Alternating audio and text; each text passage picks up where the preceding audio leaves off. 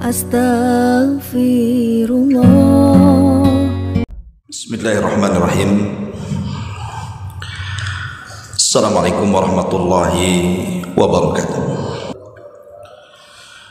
Ada 4 manusia, semoga doa dan harapan mereka tidak diijabah Allah subhanahu wa ta'ala. Sebab kalau diijabah, maka akan sangat membahayakan yang lainnya. Ma'asyiral muslimin wal muslimat rahimani wa rahimakumullah. Yang pertama dan yang kedua, ini terangkum dalam hadis yang dikeluarkan oleh Imam Hakim dalam nomor urut hadis ke 1924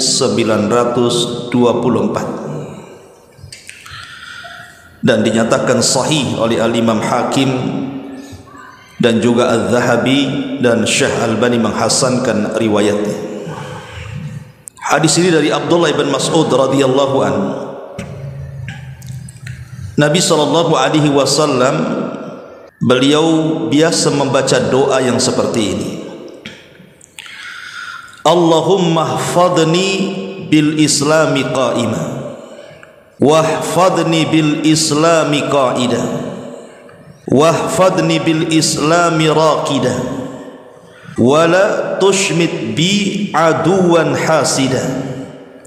Allahumma inni as'aluka min kulli khairin khazainuhu biyadik wa a'udzu bika min kulli syarrin khazainuhu biyadika. Kata Nabi sallallahu alaihi wasallam, ya Allah, jagalah aku dengan Islamku saat aku berdiri, jagalah Islamku saat aku duduk, jagalah Islamku saat aku tidur,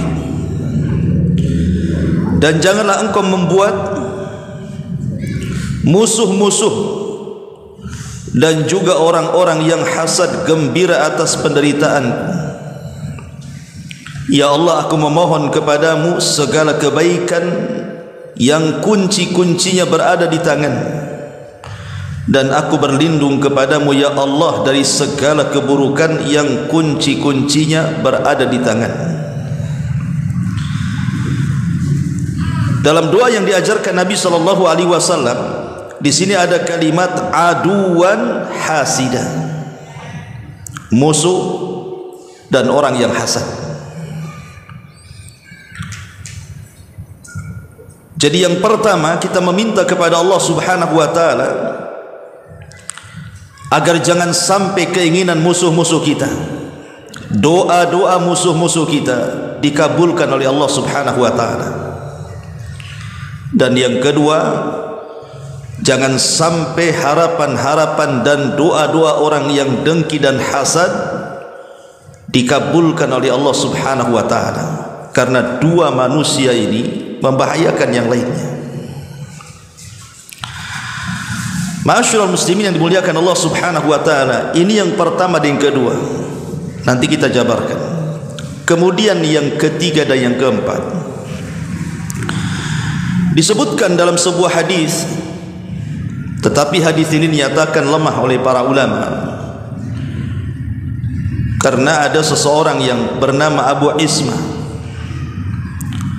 tetapi secara makna ada benarnya.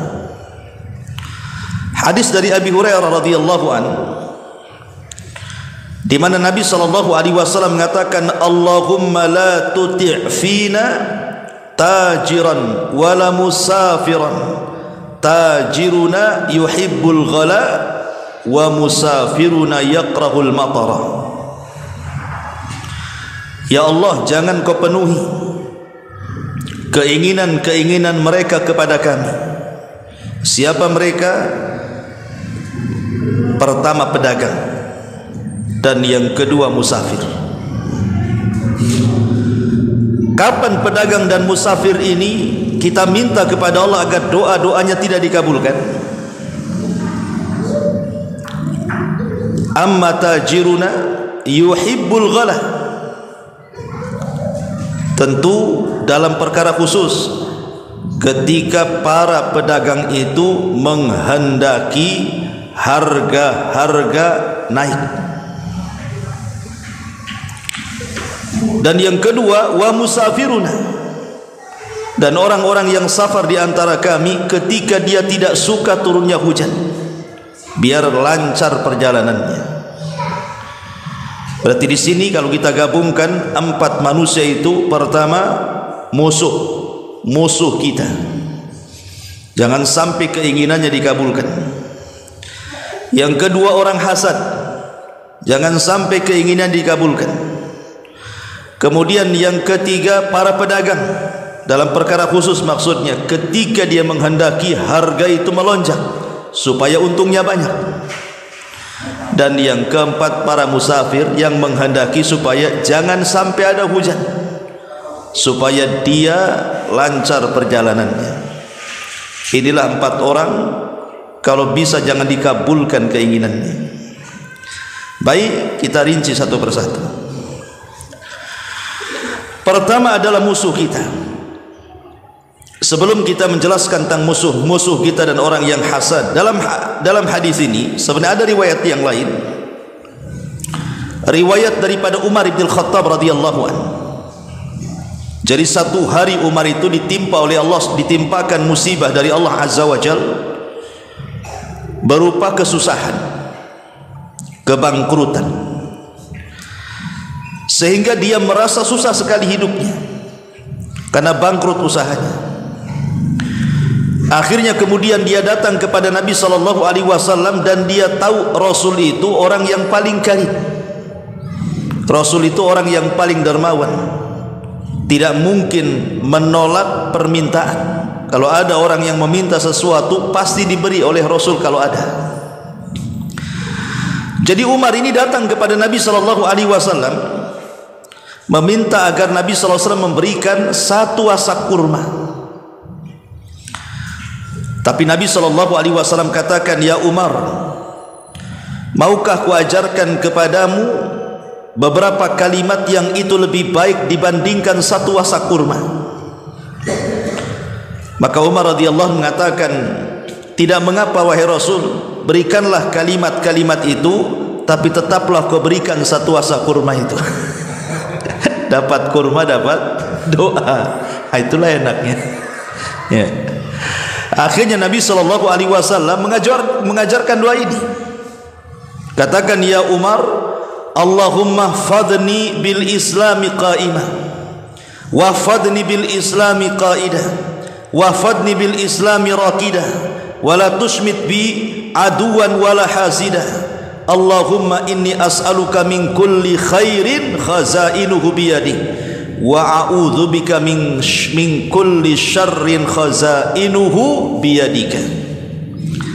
Ya Allah, jagalah keislamanku di waktu aku bangun atau berdiri, jagalah keislamanku di waktu aku duduk, jagalah keislamanku di waktu aku tidur, dan janganlah engkau membuat musuh-musuhku atau orang-orang yang hasad kepada aku gembira dan bahagia atas penderitaanku.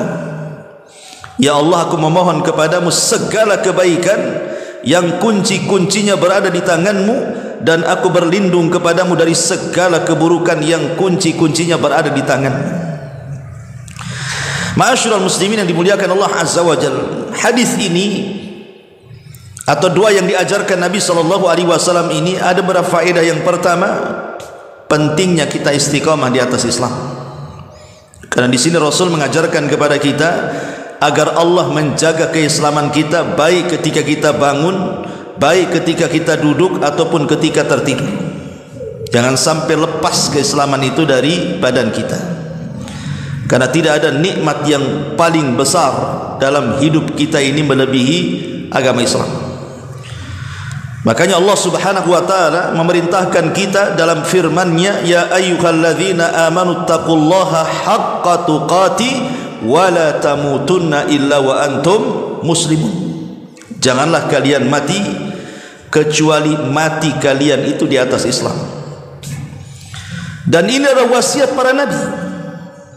Seperti umpamanya Disebutkan dalam surah Al-Baqarah ayat 132, Allah mengatakan, wa wassa biha Ibrahimu banihi wa Ya'qub ya baniya inna Allah astafa lakumud dina fala tamutunna illa wa antum muslimun. Dan ketika Ibrahim berwasiat kepada anaknya dan juga Ya'qub, wahai anakku, sesungguhnya Allah telah memilih kalian, maka janganlah kalian mati kecuali di atas Islam. Dan Nabi Yusuf alaihi salatu wassalam mengatakan, tawaffani musliman wa alhiqni bis salihin. Ya Allah, wafatkan aku dalam kondisi muslim dan gabungkan aku bersama orang-orang saleh. Jadi minta kepada Allah jangan sampai lepas keislaman kita sedikit pun dari badan kita. Karena ada di antara kita ini yang tidak sadar, dia ngaku Islam padahal sudah tidak Islam lagi. Seperti orang-orang yang meninggalkan sholat. Meninggalkan sholat ini kekufuran. Kadang-kadang orang-orang awam ini biasa saja, tenang-tenang saja walaupun mereka tidak sholat. Tapi kalau ditanya agamamu apa, pasti jawabannya Islam. Gak percaya, keluarkan pula KTP dia, tengok Islam katanya, tapi tak sholat pula, kan begitu ya. Jangan seperti ini. Atau terkadang seseorang itu keluar dari Islam dengan ucapannya, tanpa sadar. Ketika ucapannya mengolok-olok Al-Quran, mengolok-olok sunnah, mengolok-olok Allah dan ayat-ayatnya, itu bisa kufur ya. Jadi jangan sampai kemudian kita merasa kita di atas Islam sementara Islam pula sudah lepas dari badan kita. Maka kita minta kepada Allah agar keislaman kita dijaga saat kita bangun, saat kita duduk, bahkan saat kita tertidur. Ma'asyiral muslimin yang dimuliakan Allah Subhanahu wa taala, dari sini Nabi sallallahu alaihi wasallam selalu berdoa kepada Allah Subhanahu wa taala, ya muqallibal qulub tsabbit qalbi ala dinik. Wahai zat yang membolak-balikan hatiku, tetapkan hatiku di atas agamamu. Ummu Salamah mengatakan, ya Rasulullah, kenapa doa itu asik kok ulang-ulang terus? Maka Nabi SAW mengatakan, wahai Ummu Salamah, hati kita itu berada di dalam genggaman jari jemari Allah.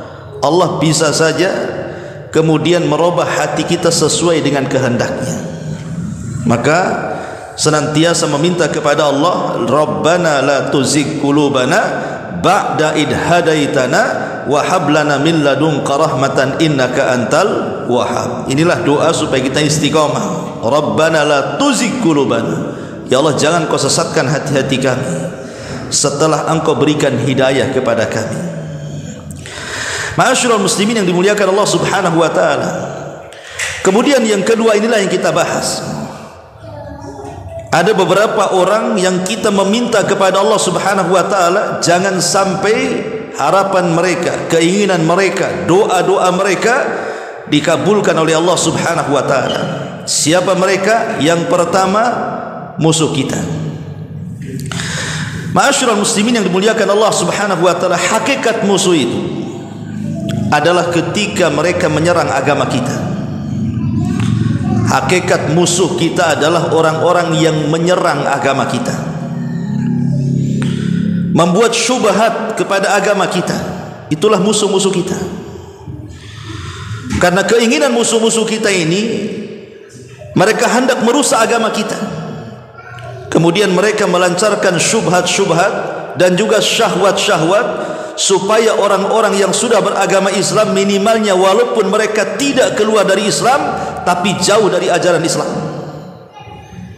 Maka kita berdoa semoga keinginan mereka yang hendak merusak Islam ini tidak dikabulkan oleh Allah Azza wa Jalla. Atau yang jelas-jelas tampaklah hari ini, bagaimana Zionis Yahudi itu mereka membabat habiskan dengan bengisnya mereka melakukan genosida. Anak-anak dibantainya, wanita-wanita dibantainya, orang-orang yang tidak berdosa dibantainya.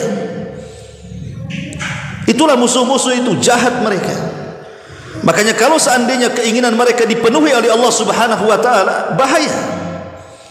Mereka bisa melakukan sekehendaknya, baik merusak agama kita atau boleh jadi membunuh jiwa-jiwa kita, merampas negeri-negeri kita, dan mereka bisa melakukan dengan sekehendak mereka. Makanya kita berdoa kepada Allah, jangan sampai Allah kabulkan permintaan mereka. Jadi musuh terbesar kita adalah musuh ketika mereka menyerang agama kita, atau musuh yang lainnya. Karena di sekitar kita juga banyak musuh. Jangan salah, orang yang paling dekat dengan kita saja bisa jadi musuh kita. Siapa? Istri kita, anak kita. Terkadang istri kita jadi musuh kita tuh. Anak-anak kita pula jadi musuh-musuh kita. Makanya Allah Subhanahu wa taala mengatakan, fahdharuhum, hati-hati dari mereka. Hati-hati dari mereka. Baik musuh secara ideologi, musuh secara ideologi artinya musuh dari segi pemahaman. Mungkin kita mau berbuat baik, rupanya istri tak suka. Kita mau sedekah, istri pula menghalang-halangi. Kita mau melakukan sunnah Nabi SAW, keluarga pula benci dengan kita. Itu kan jadi musuh kita juga jadinya kan, secara ideologi kan. Atau betul-betul musuh secara fisik tuh. Betapa banyak anak yang kemudian membunuh orang tuanya tuh. Dulu saya nggak kepikir ada anak bisa membunuh orang tuanya. Kalau menyakiti oke lah, itu sudah banyak gitu. Tapi kalau sampai membunuh ini, mana otaknya kan gitu. Tapi ini kejadian kok. Banyak anak-anak yang kurang ajar sampai kemudian membunuh orang tuanya kan. Makanya kalau sampai keinginan kemudian mereka dipenuhi oleh Allah Subhanahu wa taala, orang-orang seperti ini akan merusak. Maka kita memohon kepada Allah supaya Allah tidak mengabulkan permintaan musuh-musuh kita, tidak mengabulkan doa-doa musuh-musuh kita ataupun cita-cita dan angan-angan mereka. Makanya kita senantiasa diajarkan oleh Nabi SAW doa Allahumma inni a'udzubika min jahdil bala wa darkis saqa wa su'il qadha wa syamatatil a'dah. Ini doa yang diajarkan Nabi SAW kepada kita. Ya Allah, sesungguhnya aku berlindung kepadamu dari keadaan yang berat. Ya Allah, aku berlindung kepadamu dari kesengsaraan yang hebat. Ya Allah, aku berlindung kepadamu dari buruknya takdir dan kegembiraan musuh-musuh atas bencana yang menimpa kita. Jangan sampai musuh-musuh itu bahagia dengan kita. Ini yang pertama. Yang kedua, orang yang hasad. Ma'asyiral muslimin yang dimuliakan Allah Azza wa Jalla, hasad itu secara definisi adalah tamanni zawalin ni'matil lati an'amallahu biha 'alal mahsud. Jadi orang yang hasad itu adalah orang yang bercita-cita, berangan-angan, berkeinginan supaya hilangnya nikmat yang Allah telah anugerahkan nikmat itu kepada orang yang dihasadi. Itulah orang hasad. Kalau bisa orang itu tidak diberikan kebahagiaan, dia saja yang bahagia. Kalau bisa orang itu jangan diberikan kekayaan, dia saja yang kaya. Kalau bisa orang lain itu tidak diberikan jabatan pangkat kepemimpinan, dia saja yang berkuasa, dan begitu seterusnya. Itulah orang hasad. Dan hasad ini ikhwatu fiddin yang dimuliakan Allah Azza wa Jalla adalah bentuk su'ul adab, buruknya akhlak dan adab kepada Allah Subhanahu wa taala. Jadi orang yang hasad itu orang yang buruk akhlaknya kepada Allah. Kenapa orang hasad itu buruk akhlak kepada Allah? Karena orang hasad itu sebenarnya dia tidak suka dengan takdir. Orang hasad kan enggak suka dengan takdir, teman. Jadi kalau melihat takdir orang bahagia, dia pula tak bahagia, tidak suka dia. Pada itu sudah Allah yang tentukan kebahagiaan kita atau kebahagiaan orang kan. Itu sudah Allah tulis itu. Makanya kalau orang hasad ini, kalau nampak orang lain itu senang, dia pula yang susah tuh. Kenapa lah si anu ini senang kan itu? Ada apa dengan dia? Itulah orang hasad. Jadi orang hasad itu tidak akan redha dengan pemberian Allah selamanya. Jadi kalau Allah Subhanahu wa taala memberikan rizki kepada orang lain, dia tidak suka rizki itu sampai kepada orang lain.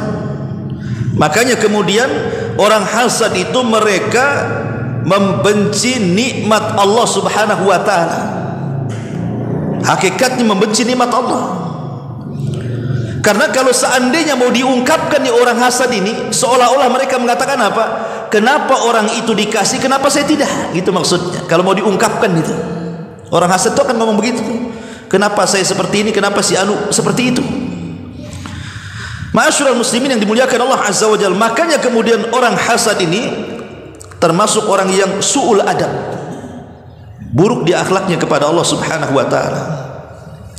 Hasad sendiri ikhwatu fiddin dimuliakan Allah Azza wa Jalla ada 3 kategori. Hasad itu ada 3 kategori. Pertama, ada orang yang tidak suka orang lain senang. Kalau bisa nikmat yang Allah anugerahkan kepada orang lain itu dimusnahkan.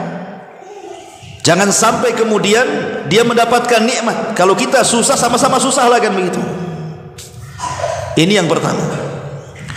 Kemudian yang kedua, ini yang paling parah. Bukan hanya sekedar menginginkan nikmat orang lain hancur, kalau bisa nikmat orang lain itu berpindah kepada dia.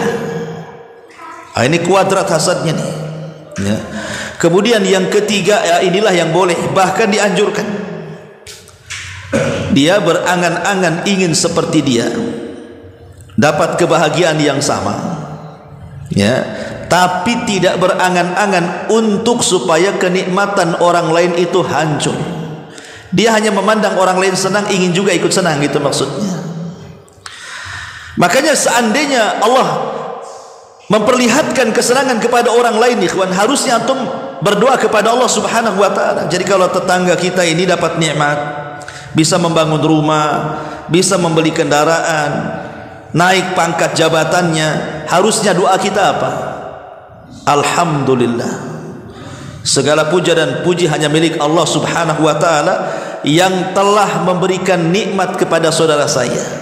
Tetapi ya Allah, berikan juga nikmat kepadaku yang jauh lebih baik dibandingkan dia. Gitu doanya. Kan enak tuh doanya tuh. Jadi kalau kita melihat ada orang di atas kenikmatan itu, ngomong gitu kita itu, alhamdulillah, Engkau sudah memberikan nikmat kepada orang itu ya Allah. Tetapi ya Rabb, tolonglah berikan nikmat kepadaku yang jauh lebih baik dibandingkan dia. Adil doanya. Itu yang diajarkan para ulama seperti supaya hilang hasad kita. Ma'asyiral muslimin yang dimuliakan Allah Subhanahu wa taala, karena orang yang hasad ini ada 5 bahaya. Kalau orang sampai hasad ada 5 bahaya. Pertama, dia sedang melakukan dosa besar. Orang yang hasad itu orang yang sedang melakukan dosa besar, tanpa sadar dia sedang melakukan dosa besar. Yang kedua, tadi saya katakan dia sedang su'ul adab. Dia buruk akhlaknya kepada Allah Subhanahu wa taala, tidak bersyukur atas pemberian yang Allah anugerahkan kepadanya, dan tidak menganggap adil kepada Allah Subhanahu wa taala. Kenapa si fulan begini, kenapa saya seperti ini? Itu kan tidak menganggap adil, menuduh Allah tidak adil namanya. Kemudian yang ketiga, dia benci dengan takdir. Kenapa saya seperti ini? Itu dia kan benci dengan takdir dia, kan begitu. Kenapa orang lain takdirnya bagus, kenapa dia tidak? Itu namanya benci dengan takdir itu. Sementara di antara rukun iman itu harus beriman dengan takdir, khairihi wa syarri, baik takdir yang baik atau takdir yang tidak baik. Kemudian yang keempat, dia tidak rida dengan pemberian. Padahal Allah Subhanahu wa taala ketika memberikan nikmat itu sesuai dengan kemaslahatan yang Allah tahu maslahat hamba-hambanya. Dan yang kelima, orang yang hasad ini ikhwan, hatinya sakit, tidak pernah tenang hidupnya, bingung, stres, itu terkumpul tuh di hatinya orang hasad itu, nggak pernah tenang hidupnya. Karena keinginannya itu bagaimana caranya menghancurkan orang itu saja, orang hasad itu. Makanya kita berdoa kepada Allah agar jangan sampai keinginan orang hasad, jangan sampai cita-cita orang hasad, jangan sampai doa-doa orang-orang hasad dikabulkan Allah. Kalau sampai dikabulkan, merusak dia. Tetapi memang al-jaza min jinsil amal ikhwan. Namanya balasan itu kan terkadang disesuaikan dengan perilakunya. Makanya ada istilah para ulama, halakal hasid qablal mahsud. Terkadang orang yang hasad itu hancur duluan dibandingkan orang yang dihasadi. Ya, terkadang. Artinya bukan sesuatu yang mutlak. Terkadang orang yang dihasadi bisa hancur juga gara-gara hasadnya orang, kan gitu.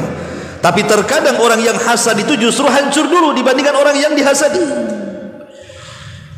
Tengok tetangga bangun rumah, naik tensi darah. Dari mana dia dapat duit? Sama-sama jualan es, kok bisa pula dia bangun rumah. Ya. Kemudian selang 2 bulan naik pula lantai 2, tensi ikut naik dia. Gitu. Pas lantai 3 dan nampak struk sebelah tuh. Kan itu. Terakhir dia beli mobil, dia pula yang kena ambulan, suruh rumah sakit. Orang hasad tuh seperti itu, ikhwan. Dia hancur, orang lain senang, dia yang sakit. Makanya hasad itu pemicu penyakit hati dan badan. Kenapa orang itu bisa numpuk kolesterol, numpuk darah tinggi, gula dan yang lainnya? Jangan-jangan pemicunya hasad tuh. Karena 90% penyakit itu menurut pakar kesehatan itu lebih banyak dari pikiran dibandingkan dari makanan tuh.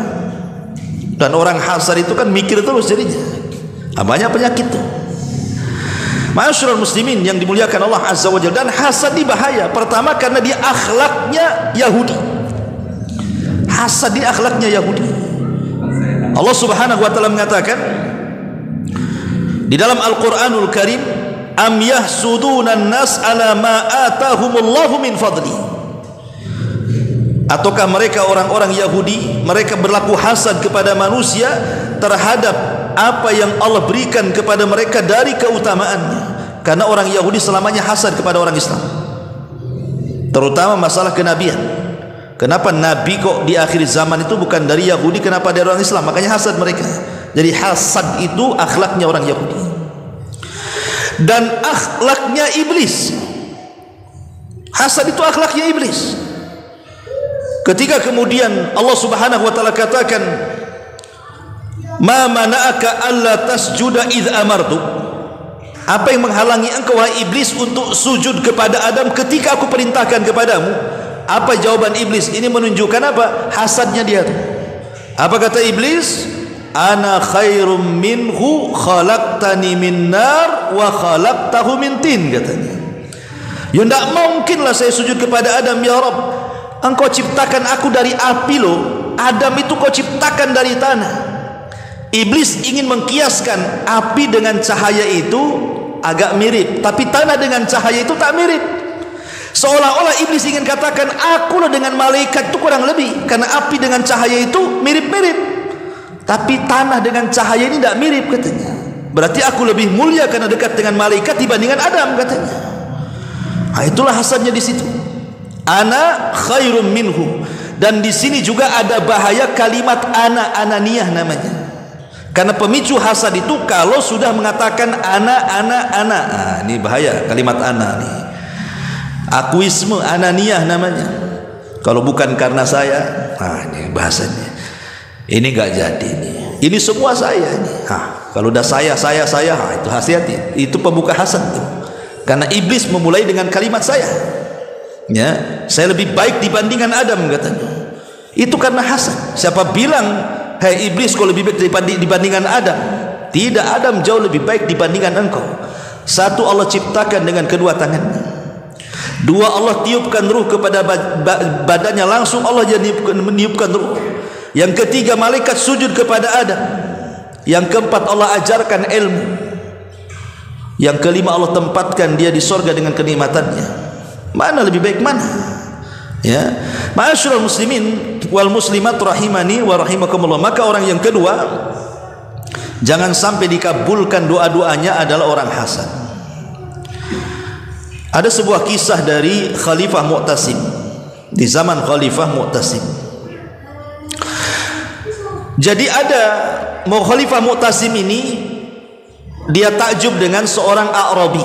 Jadi ada Arab Badui, Arab desa, ya, bahasa Arabnya fasih.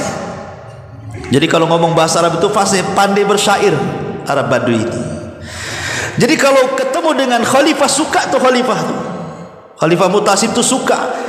Kadang-kadang dipanggilnya sama Khalifah Mu'tasim, datangkan tuh si Arab Badui itu, saya ingin mendengar syair-syairnya. Jadi beberapa hari nanti didatangkan, nanti dia berlaku syair, didengarkan sama Mu'tasim, senang dia. Rupanya karena dekatnya khalifah dengan Arab Badui ini, ada yang hasad di situ. Salah satu menteri dari Khalifah Mu'tasim itu hasad dan mengatakan, saya sudah jadi menteri Mu'tasim, tidak pernah saya sedekat itu. Ini si Badui pula, dia bukan siapa-siapa, tapi kok dekat dengan khalifah pula dia. Awas saja, aku akan buat makar, katanya. Mulai hasad tuh. Apa makarnya? Akhirnya satu hari khalifah ini memanggil si Arab Badui itu. Tapi sebelum si Arab Badui ini datang kepada Khalifah Mu'tasim, diundang pula sama si menteri yang hasad ini. Disuruh datang ke rumahnya makan-makan. Akhirnya datang dia ke rumahnya, senanglah diundang menteri makan-makan, tapi dibuat makanan yang bau-bau, enak tapi bau, kayak makan jengkol, makan pete kan, pokoknya yang bau-bau lah ya. Dan zaman dulu kan nggak ada sikat gigi, siwak lah kan itu. Biar apa? Dia sedang merencanakan makar. Setelah makan-makan, akhirnya kemudian si Arab baru sadar kalau dia akan menghadap khalifah sementara mulutnya bau. Tapi sebelum si Arab Badui ini datang kepada khalifah, si menteri ini duluan datang kepada khalifah, kemudian memfitnah si Arab Badui itu dan mengatakan, ya khalifah, aku mendengar berita yang tak enak soal si Arab Badui yang sering kau undang itu. Kata khalifah, ada apa? Dia menuduhmu, kau ini mulutnya bau, katanya. Kau ini mulutnya bau. Ah, yang benar, iya. Dia ngomong sama orang-orang mulutmu bau, katanya. Khalifah marahlah, kurang ajar dia. Kata sang menteri, tengok aja dia kalau datang, katanya. Oh iya, kata khalifah. Si menteri keluar, Arab Badui ini datang. Karena dia bau mulutnya, dia takut kalau seandainya ngomong sama khalifah itu, bau mulutnya tercium oleh khalifah. Akhirnya sambil ngomong begini dia, ngomong, kata khalifah, betul nih, jangan-jangan gara-gara bau aku dia gini, katanya. Padahal dia yang gini, dia yang takut bau kan, tapi karena sudah terfitnah dengan hasad tadi, jadi kalau ngomong gini jadi takut dia. Akhirnya khalifah marah. Oh betul, kata si menteri ini, kurang ajar si Badui ini, masa saya bilang bau mulutnya. Akhirnya dia mengatakan kepada pengawal kemari, ambilkan catatan dan pena. Akhirnya diambilkan kertas, ditulis isinya, kepada tukang jagal, sesampainya surat ini penggalah yang membawanya. Nah, diamplopi. Kemudian kata khalifah kepada si Badui, ambil surat ini, antarkan kepada si fulan dari khalifah. Si menteri dari jauh nampak tuh, kenapa dia dapat amplop, katanya. Enak kali dia, ya. Sudah aku fitnah, dapat hadiah lagi. Pasti itu isinya itu suruh ngambil emas tuh, katanya. Pasti suruh ngambil uang banyak tuh. Aku cegat dia di pintu, katanya. Akhirnya ketika si Arab Badui bawa amplop di pintu istana, dicegat sama menteri. Tunggu dulu, kau mau kemana, katanya. Kata si Arab Badui, saya disuruh bawa amplop kepada si Anu. Kata sang menteri, sudah gini saja, biar ku bawalah surat itu. Dikiranya hadiah tuh. Kamu duduk di sini aja, aku yang bawa surat ini, katanya. Oh, dengan senang hati, nggak apa-apa, bawa aja, katanya. Dibawalah sama si menteri ini ke tukang jagal. Dia yang dibantai sama tukang jagal kan, karena isi surat ini, siapapun yang bawa surat ini penggal kepalanya. Lihat orang yang hasad, ya. Alangkah adilnya Allah Subhanahu wa taala. Jadi ketika si menteri itu dipenggal kepalanya, sampai pula di sang khalifah itu, kenapa ini dipenggal menteri? Kata sang khalifah ini, mana si Badui itu, katanya. Panggillah si Badui. Kenapa kau belum mati, katanya. Kata si Badui bercerita begini, wahai Tuan, tadi saya sebelum menghadap kemari, aku diundang makan. Rupanya makan itu bau semua, makanya aku tidak mau bau mulutku terkena hidungmu. Makanya kalau aku ngomong seperti ini, kata si khalifah, Masya Allah, ya. Kemudian dia mengatakan sebuah syair yang luar biasa tentang masalah hasad itu. Ma'asyiral muslimin yang dimuliakan Allah Subhanahu wa taala, itulah bahayanya orang hasad. Ini yang kedua. Dan ciri-ciri orang hasad ini cukuplah dua ciri-ciri ya. Satu, kalau dia bahagia dengan penderitaan orang, ketahuilah antum sedang hasad. Kalau kita senang melihat orang susah, antum hasad. Atau sebaliknya, antum susah melihat orang senang, itu antum hasad. Yang kedua, suka tajasus, nengok-nengok orang, meriksa-meriksa orang, cari kabar orang. Ngapain? Ya, orang hasad. Makanya kata para ulama, kalau ingin terhindar dari hasad, lakukan 5 perkara. 1, perbanyak membaca suratul Nas dan suratul Falaq pagi dan petang. Baca tuh qul a'udzu birabbin nas dan qul a'udzu birabbil falaq, karena di situ ada kalimat min syarri hasidin idza hasad. Yang kedua, kuatkan tawakal kita kepada Allah, sandarkan hati kita kepada Allah supaya tauhid kita mantap ya, bahwa apa yang Allah Subhanahu wa taala berikan kepada orang lain itu sesuai dengan maslahat Allah memberikan kepadanya, dan ketika Allah memberikan sesuatu kepada kita itu pun demi kemaslahatan kita. Maka kuatkan tawakal kita kepada Allah. Kemudian yang ketiga, perbanyak tobat, taubatan nasuha. Jangan-jangan ketika kita ini disusahkan dan orang lain disenangkan karena dosa yang kita lakukan. Kita tidak tahu. Mungkin kita banyak maksiat, akhirnya tidak pernah sukses. Dan orang lain itu mungkin punya amal yang kita tidak tahu, akhirnya Allah berikan kebahagiaan. Kan kita tidak tahu. Makanya bertobat dengan taubatan nasuha. Kemudian yang keempat, kalau melihat kenikmatan, maka supaya jangan sampai orang kalau kita diberikan nikmat oleh Allah, jangan sampai orang hasad dengan kita dan dengki dengan kita, akhirnya nikmat kita hilang. Maka bacalah doa yang diajarkan dalam Al-Quran. Apa doanya? Allah Subhanahu wa taala mengatakan, walaula id dakhalta jannataka qulta masya Allahu la quwata illa billah. Jadi kalau antum baru beli rumah, antum katakan masya Allahu la quwata illa billah. Baru beli mobil, masya Allahu la quwata illa billah. Nengok kebun, masya Allahu la quwata illa billah. Tengok anak yang cantik, yang cerdas, masya Allah la quwata illa billah. Itu bisa melindungi hasad. Ataupun dengan cara apa? Lawan hasad dengan lawannya. Kalau hasad menghendaki nikmat kita hilang, maka kita berdoa supaya nikmat kita bertambah. Dengan cara apa? Berdoa keberkahan kepada nikmat itu. Ya, semoga istri saya diberkahi, suami saya diberkahi, rumah saya diberkahi, anak saya diberkahi, kendaraan saya diberkahi, dan begitu seterusnya. Dan yang terakhir, hendaklah kita, kalau memang, karena hasad ini bahaya kawan, di balik hasad itu ada sihir yang disebut dengan sihrul ain, sihir mata.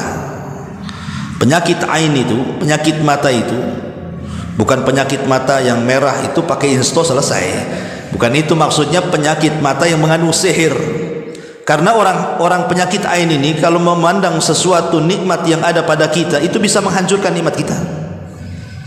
Pamannya ada orang hasad, tengok istri kita cantik, suka pula, kenapa istri dia cantik, istri saya kok hitam, pamannya. Nanti istri kita sakit-sakitan tuh, bagai dipandang dia. Ya.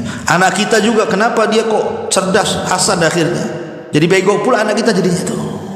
Ya. Tengok mobil kita ini kok bagus, mereknya apa? Atau mogok-mogokan pula, kita tidak tahu. Ya.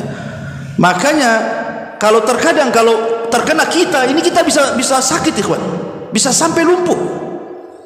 Ya. Makanya kalau ada orang sakit terbaring, bisa saja kena sihir, bisa saja kena hasad, bisa karena memang penyakit. Antara tiga itu. Boleh jadi dia memang penyakit kan itu ya, yang menggerogoti dia sehingga dia lumpuh, atau karena kena sihir, atau karena kena hasad. Makanya kata Nabi SAW, riwayat Aisyah radhiyallahu anha itu, kalau memang ada orang lumpuh karena hasad, maka ambil air wudu, kemudian berwudu dengan air itu, kemudian bekasnya diusapkan kepada orang yang hasad itu ke bagian lekukan-lekukan tubuh, entah ketiak, entah leher, ya pokoknya diusapkan. Biidznillah, kalau Allah izinkan sembuh. Ya, caranya seperti itu. Dan tentunya kalau kita sudah tahu ada orang yang hasad kepada kita, jangan hasad balik, perbaiki dia. Artinya tetap kita berbuat baik kepada orang yang hasad. Sebab kalau dia hasad, kita hasad balik, apa bedanya dia dengan kita jadinya kan? Sama-sama tak berakal gitu. Taib, ini yang kedua. Yang ketiga, semoga keinginan mereka tidak dikabulkan. Semoga doa mereka tidak dikabulkan. Yang ketiga, orang yang jadi profesi pedagang.